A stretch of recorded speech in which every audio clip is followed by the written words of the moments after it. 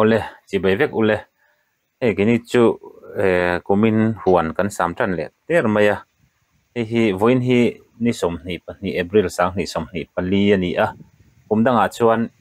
ni tunang huna hen huan hi kan sam ngai lova May thlato pe mo June a hian kan sam tlang pui thina maro chu kumin chu le ruwa tui atla ma a chu wang chuan nim hi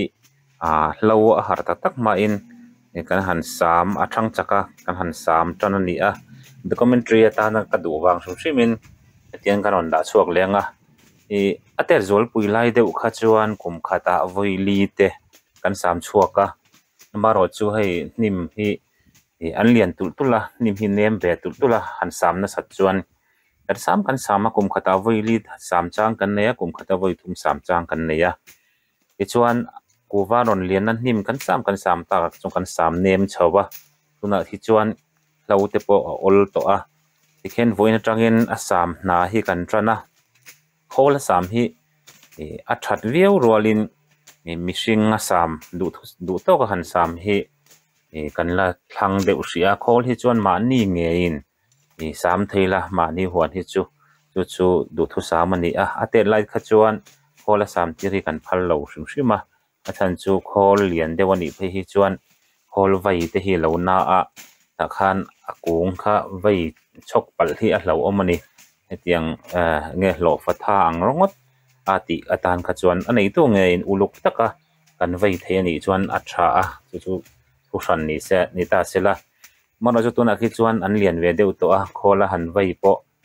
acha kom viawa chu ti rwalin kan huan min en kol pui tu te kan ti than hin oma chu min ta chuan uluk deuh main thadeuh hian min sam sak thina chu min ta chu kan ring em ani ti chuan ale peklama te chung khol te po kan mang chho ve thei to tura te po ngai ta ila khol hi han man don hian atrin mun hisab ang deuh te hian anin chiara ni lo pon ni khat ani re thi sang nge asang bika maro chu ti rol chuan an vai chak em ma asam chung rei lo dewa ti chuan tuna khi chuan an len deuh to van khol te po lei ve don toila te kan han ti ve dewa he lei kan an tum meka chumi ma chuan kan min en kol pui tu min ti nge min sam sak thang an oma chumi te na han ti top ngot me kha ong le ma chuan an nuam lo ve a tiang te chu ni an sam hian khut no hi ki in mung han en ula tha em mai ani kumina hian ruwa tui hi tlama em mai tunang huna te chun April khokheng te a thina atianga kha chuan nge khuwa sanga etiang han ala nim ngai vak lo ni khuwa khenga ti khan sam hun po khala ni lo ni maro chu kan sia thau angin ruwa tui atlama em maya ruwa tui tlak hi chuan nim hin ron thang chak em men chor chaka du thu sama chuan nim hian bom man mang lo sela chu tiang chuan en kol fai la kuwa hi an thang duwa en kan kuwa po hi ala upalo khop mai ka soito amalma ka soito angkhan sang ni som ni June thla kan phun lu chau kha nia ki tiang tiat khin ni ve to a achan chu kan phun rol pui then khatte ai hian an lian to ani hemi hi alen na chan hi ka pu tak ber chu kan en kol fai de urenga nim hi kan bo tir man me ulawani nim in a bo a hruiza min a bo a azi ka han vial hian chumi azi a han viala a vial kura a kai kura chumi enge akai kau ta a chumi kau kara ro tui alu hian azik bulte hi azuchia moya azuchia toya chu kuwa hian ngei lo em a kho em a an thi pha thina chu diang om man me lo tur chuan atira tang khan kan phun tira tang hian kan enkol de chara hau tak khop maya kum khata atet lai phei chuan ni ka soi tak han voi li te sam chuanga ya voi kha sam chu angon po hi hau tak tham ve a naka phun na muna hian sangli helai rama hian sangli thel thol kan rola ti chuan athi to kan oma kan thak zela tin tikhan awau hrul phun bak ang chi te kha kan ti bel zel tikhan kan ti fai bel seta ti kan phun bel zel boka tuna pok hian thak ngai emo phun bel ngai ala om thawani tiang te chuan ni a juna kan sam tlang puya chuan fur ron ni chawa jun july august thlan ni vela ni hi chuan ya ti han sam nu ro tui fura hi chuan thlan ni khata kal hian aron hnim hi chor chak em ron hnim le man thina june kan han sam hian july august emo september thla emo hian kan han sam le a ti chuan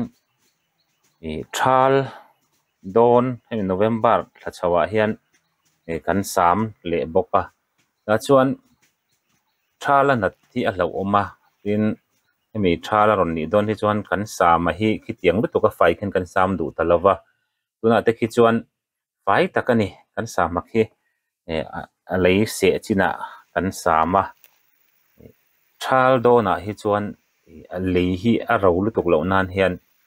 enge kan sa chede umai mai ani thala nia ni man thang chuang lawa lei chunglang luang ral tur soil erosion kan ti mai khami akal ral tur chu thu than ni sel ni ina lei chunglang direct a zu em tu dang turatan khan hnim hi atangkai em maya kuwa kungta na nok lo tok si hian nge kan sa chi a ti chuan thal chung zong khati khan lei hi fai tewin kan ti du lo ta kan bo tir ta thina nim kha kan bo tira ti khan lei te lo hnong reya ni indirect in lei em lova an lei chunglang tui kha a hip kang chak lo ta ni khan bi ka tui hian mamo ro pui mai sia ku ba hian tu tiang chuan kan ti thina ti chuan thala non panga december january february march april khokheng ron ni chho le a khang zong partlang tur khan ni a than pa in tui kan pe thei thin si lova tlangram te ni wang khan khami partlang chho vek tur khan ngai tu chunga sam kha ngai ni file tu ka khatiang huna kha chuan sam vak po khan ni lawa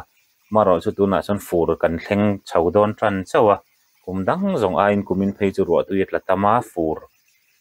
a thleng ma ti to mayang tunang hon april khokheng te kan na samang kheng in khuate ha kheng thina ni ngaya amaro chu kumin chu ro tu yetla hi real te mun chen khata pe chuan atla ati khan asura thli le ruan ne na thoka atiang khan mun chen khata chuan ni ani to amizorama kumin chu ama khop maya hemi kan omna area lama po hian ru asur du em maya kumin chau chu april thla chung ron po hian ru hi tam deuh deuhin asur to ani chuwang chuan hnim te pon ron par thara anon kang chak em maya ama salama kan hmu to ang khan nimin rin ain kum thang zong ain bo nem an bo na sa a chuwang chuan kumin chu asam hi kan ma a fai that a fai hin ngei ani eng thlai po hian a fai hin ngei in ka ria kuwa chau lo po hian kuwa hian an ngei bik zual emo ka tia en kol fai ren hi chuan a fai reng na chu an than te po hi alo thu lo nge a an thang du a ti hian tiang chuan kan ti chho ta a ti hian april tha kumnang chu ni se me thla to pe mo june tha tir lama emo thlai hol vela mo kan sa manga maro chu komin chu hei april tha voin ni som ni pani ne kan sam kan der mai di khena fa ya chun hei hi ro tu tlak that chuan thlanni thlathum nu vela hian sam le angai do na thlathum velan omanga nim khen ron chor sang lenga na sam lenga tianga nim troi kan han sam na troi te hi an ngei em maya thei phei se da chu a thei hi inom kha chuan akung bul hi ri vur ulatin tiang nim sam na troi ang chi te hi vur pe ila chu chung te chu mi troi te po chuan ngei em ani maro chu ke ni hi chung kan ti thei vek lo khang zong kha chu min kha tiang ti tur kha chuan a boi thlak ve de ubi ka a chung lampang khi tu na miang te po ki han ri vur thlaila abul an ngei em mai ni lei tha taka khan hnim troi hi atang ve ngal thina tu tiang chu kan din hmuna nia kumin chho hi enge kan andon ro tui hi tam viau phei chuan sa mangai ngun dewanga atam lutuk lawa pa ngai anga akal chawani ro chuan nim te po chu tiangin an thang wak lo dewanga sa mangai ngun lutuk lawanga voi thum hi chu voi thuma chuan kan in nge sam ne tok tura ngai taila tiang ani lo chuan voi li sam te po ngai me the ni komin hi amaro chu kuwa khe lian ve to awangin atet lai ang kha chu ante deu lai chung kuwa hi enge an bo ma mai nim hian khami kha ven rengan nga ya an samun deu thin ani in chumi ba ka chuan hemi han sam hian sam uluk lo hian kongrau hi su thui mai hai han vai deu pet an vai deu wat ang chi te hi enge nim hi aron thang chak le wang kan sam ro ni chuan uluk dewa sam hi ni thei sela hemi thal don ani lo hi chuan chu acha an kuwa hian an ngei big ani hian enkol chau tak kan tum experiment a kan mangdon kan ti kha tiang deuh tur chu ni wangin nakina akung bul te pok hi kan la ri vuranga chumi ri vur kwala chuan enge fertilizer kan tiang chi te pok kha akung then khata khian kan ti chin don ani akung zong a ti tur khi chuan kunga tam lutuka fertilizer ngai hnem don do kan ti theilo akung thalo zol pui a khian le ma than thu deuh ki kan han du sak big deuh tur han ngai taila tiang chuan chen kha thi chuan atu ten an tu phei hi chu enkol ne hi har don hin ka hria ka zuam lowa a muna polipota da lovin pui lovin pui chiak ma salavin tikhan an phum thop to mai hona hian tianga phum phei chuan a thlo deuh rang hi ngai don lo thlo takian enkol ka hau tak don in ka hria tunami po hi kum ni ting lo deuh kum khat le chan ve polipota kan da a malte thleng vel kong thleng ang vel ani chu an ron ni mana chu tiang chuan kan phun lut chung pon ati lama chuan enkol hau tak ma kum khata voi li kan sam ti khan nimin a kai ku tak ma khan ti fai je langa ya tuna te khi chuan nuam to takani enkol akunga sang to a nimina han koi tur pon an be ve fe ngai to hrui zam pon khatiang kha ani a maro chu tunang hun khi a thi du hun ani kan ti kha akung khi azik khi an kai kura an kai kawa chu chu ro tuinan na azu chi atroi kha chuan azik bera thi to chuan kuwa chu thingdang ang ani lova athi ani maya wang chuan hi ven pui rangan ngai ani chumi ven pui ne lo a an lo kai kur pala tui alua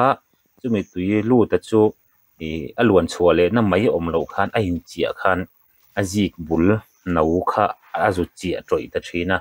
chumi troya wang chuan kuwa tam tak hi an thi thina ni chu kan ven pui charanga ya tun aya ten ni lai khan uluk le zo langa ya tuna pokhian ki tiang rol ni pokhian sang to view ma se ulukan ngai hruina han zam chuan ni hrui zamin han bo don chuan ven charan ngai to ni chulai chu tun din hun